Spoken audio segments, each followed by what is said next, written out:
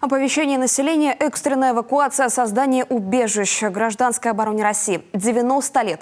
В честь юбилейной даты в Главном управлении МЧС России по Коми наградами и почетными грамотами отметили особо отличившихся действующих сотрудников системы и ее ветеранов. Специалисты гражданской обороны участвуют в ликвидации последствий аварий, оказывают экстренную помощь при возникновении чрезвычайных ситуаций. Стоит отметить, что в эту систему входят не только спасатели и огнеборцы. С задействованием огромного количества личного состава.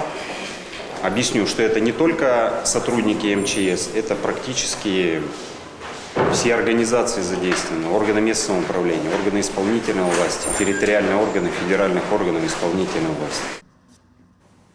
По словам сотрудников, за 90 лет работы этой опасной, но благородной службы менялась техника, методы и руководители, появлялись новые подразделения, но суть работы этой системы всегда оставалась одна – с помощью техники и профилактики спасать человеческие жизни.